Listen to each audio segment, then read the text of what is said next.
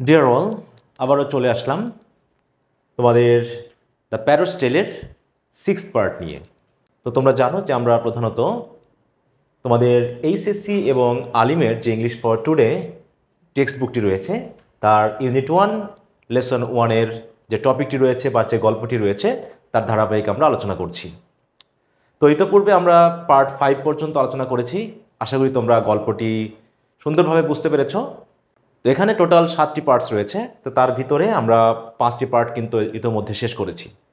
তো আজকে আমরা 6th পার্টটি পড়ব। আর যেহেতু এটি একটি গল্প, তো গল্পের ধারাবাহিকতাই তোমাদেরকে অবশ্যই প্রত্যেকটা ক্লাস ধারাবাহিকভাবেই দেখতে হবে, তা না হলে গল্পটি কিন্তু সুন্দরভাবে বুঝতে পারবে না। তো আমি মনে করি যে তোমরা গল্পটি ধারাবাহিকভাবে দেখছো বা পড়ছো।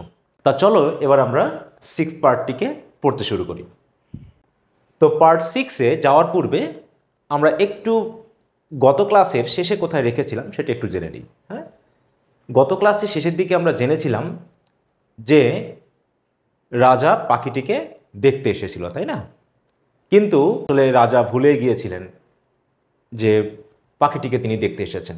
তো একজন নিন্দুকের কথাতে তিনি আবার পাখিটিকে দেখতে গিয়েছিলেন, এবং যেভাবে পাখিটিকে শেখানো হচ্ছিল তার ব্যাপারটা এরকম ছিল যে সকল টেক্সট এই পাখিটিকে শেখানোর জন্য লেখা হয়েছিল সেই টেক্সটের পেজগুলোকে ছিঁড়ে ছিঁড়ে একটা কলমে করে কি করা হচ্ছিল, পাখিটির মুখের ভিতরে ঢুকিয়ে দেওয়া হচ্ছিল।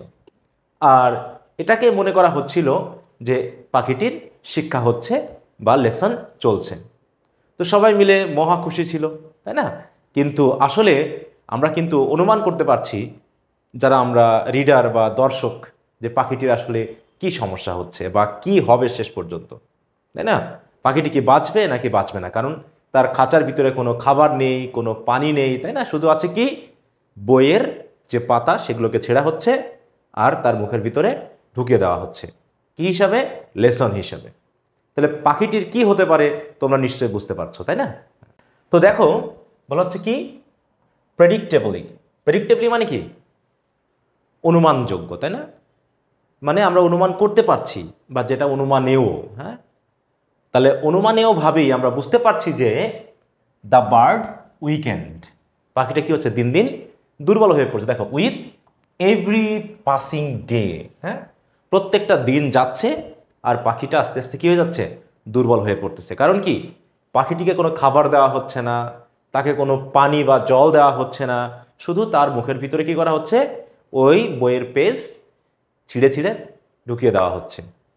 তো সেই জন্য বলা হচ্ছে কি, দেখো, প্রেডিক্টেবলি, অর্থাৎ অনুমানেয়ভাবে, মানে আমরা বুঝতেই পারছি যে পাখিটা নিশ্চয়ই আর বাঁচবে না। কারণ কি? খাবার নেই বিধায় প্রত্যেক দিন যাচ্ছে আর পাখিটি দুর্বল হয়ে যাচ্ছে। অ্যান্ড লে হাফ ডেড, প্রায় অর্ধমৃত হয়ে গেছে। হ্যাঁ, মানে কি? মৃত প্রায় অবস্থা পাখির, অর্ধেক সে মৃত। হাফ ডেড মানে কি? অর্ধমৃত। তাহলে লে হাফ ডেড মানে হচ্ছে অর্ধমৃত অবস্থায় পড়ে থাকা। আর এটাকে কি মনে করছে? দেখো, দ্য টিউটার্স কনসিডার্ড ইট, তার এই অর্ধমৃত অবস্থাকে টিউটারেরা মনে করছে কি? A good sign. সাইন মানে কি? একটা চিহ্ন, তাই না?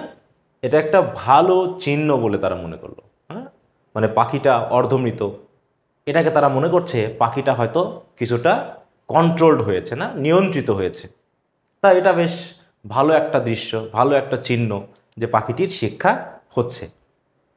স্টিল, তবুও কি হচ্ছে? দেখো, out of innate bad habit, তবুও এই যে টিউটর তারা মনে করছে যে পাখিটার স্বভাব দোষে। ইনেট মানে কি? স্বভাব, আর ব্যাড হ্যাবিট মানে হচ্ছে দোষে। তাহলে হচ্ছে out of innate bad habit, হয়তোবা পাখিটি স্বভাব দোষে কি করে মাঝে মাঝে it would look out at the morning light, মানে হচ্ছে যে পাখিটা হয়তোবা কি করতো, সকালে যখন আলো হতো বা দিন হতো তখন কি হতো? পাখিটা হয়তো বাইরের দিকে তাকাতো অ্যান্ড ফ্লাটার ইটস উইংস, এর যে পাখা সে ঝাপটাতো। কি হওয়ার জন্য? বার হওয়ার জন্য, তাই না? পাখির তো একটা স্বভাব আছে যে ভোর হলেই তারা কি করে? বাসা থেকে বার হয় বা খাঁচা থেকে বার হয়ে ওড়ার চেষ্টা করে। তো এই টিউটরেরা মনে করতেছে যে এই যে সকালের লাইট হলেই পাখিটা যে বাইরের দিকে তাকায়, এবং সে যে পাখা ঝাপটায় এটাকে মনে করছে স্বভাব দোষ, যেটা তার স্বভাব এই পাখা ঝাপটানো, বাইরে বার হওয়ার চেষ্টা করা। এবং পাখা কেমনভাবে ঝাপটাতো দেখো, in a রেপ্রিহেন্সিবল manner.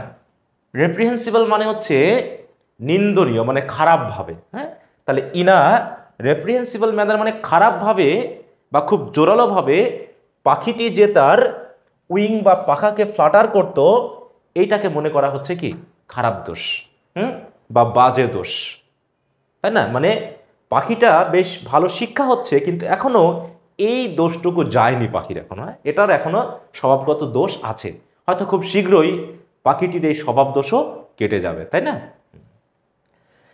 In fact, আবার অনেকে মনে করতেছে যে অন সামডেজ, হয়তো কোনো না কোনো দিন, অন সামডেজ মানে কি কোনো না কোনো দিনে এরকম, it would try to cut, হয়তো পাখিটা কাটারও চেষ্টা করবে। কি কাটার?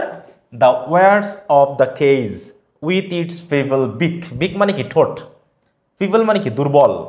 হয়তো অনেকে আবার মনে করছে কি যে কোনো না কোনো দিন হয়তো পাখিটা তার এই দুর্বল ঠোঁট দিয়ে খাঁচার যে ওয়্যারগুলো আছে বা কাঠিগুলো আছে বা তারগুলো আছে যেটা দিয়ে খাঁচা তৈরি করা হয়েছে, সেগুলোকে হয়তো সে কাটার চেষ্টা করবে।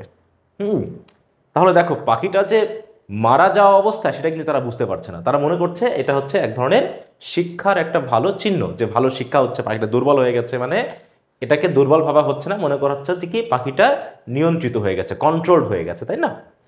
এবং এমনটাও অনুমান করা হচ্ছে যে খুব শীঘ্রই হয়তো বা কোনো একদিন এমন ঘটতে পারে যে পাখিটা, এই দুষ্ট পাখিটা কি করবে, তার দুর্বল ঠোঁট দিয়ে হয়তো খাঁচার যে কাঠিগুলো আছে বা তারগুলো আছে সেগুলো হয়তো বা সে কেটে ফেলবে। তো এই কারণে কি করা হলো দেখো, what ইম্পুডেন্স the inspector of police commented. তাহলে হচ্ছে যে ইন্সপেক্টর অফ পুলিশ মানে পুলিশ ইন্সপেক্টর যিনি আছেন, তাই তো, তিনি কি করলেন, চিৎকার করে বলে উঠলেন, হ্যাঁ, হোয়াট ইম্পুডেন্স, কি বেয়াদবি, হ্যাঁ, যে পাখিটা কি করবে, এই তারগুলো কাটবে, তা তো হতে দেওয়া যাবে না। তাহলে পাখিটার জন্য কিছু একটা ব্যবস্থা করতে হবে যাতে পাখিটা এই খাঁচা কাটতে না পারে এবং এই খাঁচা কেটে যাতে সে বের হতে না পারে। তাহলে কি ব্যবস্থা নেওয়া হলো দেখো, দেন দ্য ব্ল্যাকস্মিথ, ব্ল্যাকস্মিথ মানে কি কামার, তাই তো, সে কি করলো, অ্যারাইভড উইথ হিজ ফার্নেস, দেখো ফার্নেস, বিলোজ অ্যান্ড অ্যানভিল। তাহলে কামার তার ফার্নেস মানে চুল্লি, বিলো মানে হাপড়, এবং অ্যানভিল মানে হচ্ছে যে নেহাই বা হচ্ছে যেটার উপর রেখে লোহা বা গরম যে পাতগুলোকে কি করা হয়, পেটানো হয়, তাই না? আমরা একটু দেখে নিই। দেখো এই হচ্ছে মনে করো বিলো বা হাপড়, যেটা দিয়ে বাতাস দেওয়া হয়, আর এইটা হচ্ছে কি দেখো ফার্নেস বা চুল্লি। তাহলে চুল্লিতে কয়লা দিয়ে কি করা হয়, এই হাপড় দিয়ে বাতাস দিয়ে আগুনটাকে জ্বালানো হয়, তারপরে কোনো একটা লোহার দণ্ডকে কি করা হয়, গরম করা হয়, তাই তো, একদম আগুনে ঝলসানো হয়, পোড়ানো হয়, তারপরে কি করা হয়, অ্যানভিল বা নেহাই দিয়ে, এই যে এটা হচ্ছে অ্যানভিল বা নেহাই, এই পর্যন্ত এই অংশটুকু, হ্যাঁ, যার উপরে এই যে গরম লোহাটিকে রেখে কি করা হচ্ছে, পেটানো হচ্ছে এই হ্যামার দিয়ে। এটা হচ্ছে হাতুড়ি, হাতুড়ির ইংরেজি হচ্ছে হ্যামার, তাই না? তাহলে এটা হচ্ছে হ্যামার, এটা হচ্ছে কি অ্যানভিল, এটা হচ্ছে ফার্নেস, আর এটা হচ্ছে আমাদের বিলো। তো এইগুলোকে নিয়ে আমাদের যে ব্ল্যাকস্মিথ তিনি হাজির হয়ে গেলেন। কারণ কি, পাখিটা কোনো না কোনো দিন হয়তো বা খাঁচা কেটে ফেলতে পারে, তাই একটা ব্যবস্থা নিতে হবে। তো কি দাঁড়ালো বলো, হোয়াট থান্ডার্স হ্যামারিং বিগ্যান দেন। মোটামুটি ব্ল্যাকস্মিথ এসে তার হাতুড়ি দিয়ে একদম বজ্রপাতের মতো পেটাতে শুরু করলো, মানে কোনো না কোনো কিছু তৈরি করা শুরু করলো। কি তৈরি করলো দেখো, আ চেইন ওয়াজ ফাস্টেন। তার মানে এত, এই যে কামার কি করলো, একটা চেইন তৈরি করলো, তাই না? সেই চেইনটা দিয়ে কি করা হলো, a chain was fastened on the bird's foot. Fasten মানে কি বাধা। তাহলে এই যে পাখি, এই পাখির যে পা, এই পায়ে একটা চেইন বেঁধে দেওয়া হলো। অ্যান্ড ইটস উইংস, এবং এর পাখাগুলোকে কি করা হলো, ওয়ার ট্রিমড। ট্রিমড মানে কি কেটে দেওয়া, না, সাইজ করে দেওয়া, কেটে দেওয়া হলো।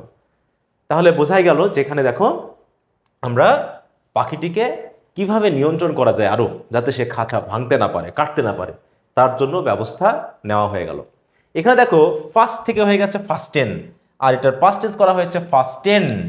এখানে আমরা দুটো ভার্ব পেয়েছি অ্যাডজেক্টিভ থেকে। দেখো একটা হচ্ছে উইক, উইকের ভার্ব ফর্ম হচ্ছে উইকেন, আর এর পাস্ট টেন্স করেছি উইকেন্ড ইডি যোগ করে। ঠিক একইভাবে ফার্স্ট হচ্ছে কিন্তু অ্যাডজেক্টিভ, এখান থেকে আমরা করলাম ফার্স্ট টেন্স, তারপরে করলাম ইডি পাস্ট টেন্স করার জন্য। ফার্স্ট টেন্স মানে কি শক্ত করে বাঁধা, আর উইকেন্ড মানে কি দুর্বল হয়ে যাওয়া, তাই না?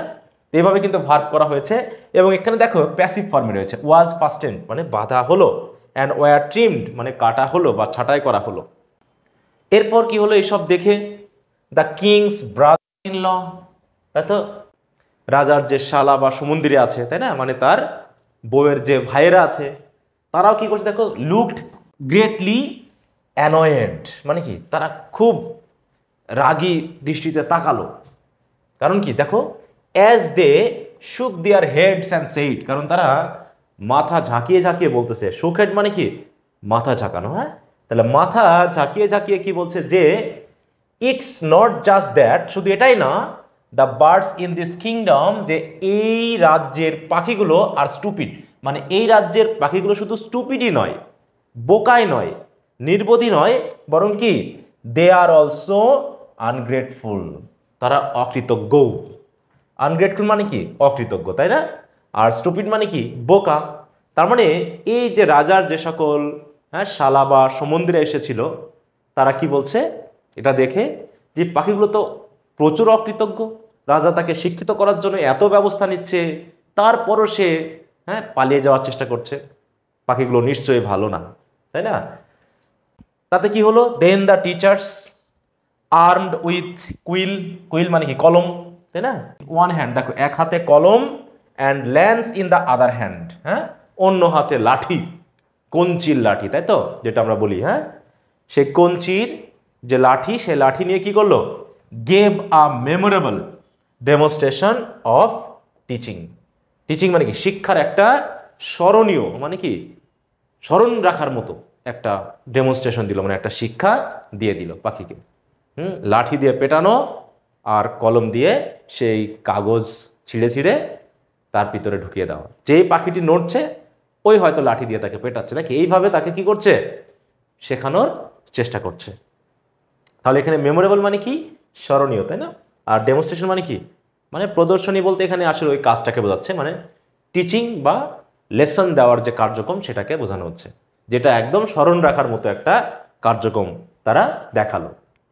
শেষে কি হলো, দ্য ব্ল্যাকস্মিথস ট্রেড ফ্লারিস্ট, হ্যাঁ, যেহেতু রাজার কাজ করেছে আমাদের এই ব্ল্যাকস্মিথ, তাই কি হলো, ব্ল্যাকস্মিথ বা কামারের কাজ তো আরও ফ্লারিশ হয়ে গেল, তার বাণিজ্য বা বিজনেস আরও বেড়ে গেল, যে সে চমৎকার একটা কাজ করেছে। এবং তার এই ট্রেডটা এত পরিমাণে ফ্লারিশড হলো বা বেড়ে গেল, দেখো, টু সাচ অ্যান এক্সটেন্ড মানে কি এতটুকু বা এত বেশি, যে gold ornaments bedecked his wife's body, যে তার স্ত্রীর শরীরে, দেখো ওয়াইফস বডি মানে কি স্ত্রীর শরীরে গোল্ড অর্নামেন্টস, সোনার অলংকার, বিডেক্ট মানে কি স্থান পেল, মানে এই জাতীয় গোল্ড অর্নামেন্ট রাজার কাছ থেকে উপহার পেল, তাই না? কে? ব্ল্যাকস্মিথ। কারণ সে একটা সুন্দর চেইন বানিয়ে দিয়েছে, যে চেইন ছিঁড়ে পাখিটা পালাতে পারবে না। এই জন্য রাজা খুশি হয়ে হয়তোবা তার ওয়াইফের জন্য কি দিয়েছে, তাকে গোল্ড অর্নামেন্ট দিয়েছে। অন্যদিকে দ্য পুলিশ ইন্সপেক্টরস অ্যালার্টনেস, আর আমাদের যে পুলিশ ইন্সপেক্টর, তাই না, যে আরদালি বলা হচ্ছে, তার যে সতর্ক দৃষ্টি, তার যে প্রহরা বা পাহারা, এটাও রাজাকে খুশি করার কারণে সেও কি পেল, দেখো, আর্নড হিম আ মেডেল, সে একটা রাজার কাছ থেকে মেডেল পেল। রাজা তো মহাখুশি যে পাখিটির কার্যক্রম ঠিকমতো চলছে, পুলিশ ঠিকমতো পাখিটিকে পাহারা দিচ্ছে, হ্যাঁ, এবং ব্ল্যাকস্মিথ একটা শক্ত সামর্থ্য চেন বানিয়ে দিয়েছে, যেটা ছিঁড়ে পাখি পালাতে পারবে না। তো এই হচ্ছে আমাদের 6 পার্টের পড়াটুকু। তো আশা করি তোমরা বুঝতে পেরেছ যে এই অংশ পর্যন্ত আমরা কি পেলাম, যে পাখিটির শিক্ষা কেমনভাবে হচ্ছে বা কেমন অবস্থা। তো 7th পার্টে আমরা দেখব যে পাখিটির শেষ পরিণতি কি হলো, এবং আলটিমেটলি আমরা তার শিক্ষা হয়েছে কি হয়নি সেটা কিভাবে বুঝলাম। তো পরবর্তী পার্টে তোমাদের সাথে আবার কথা হবে। এই কামনা নিয়ে আজকের মতো শেষ করছি। তো সবাই ভালো থাকো, বাই।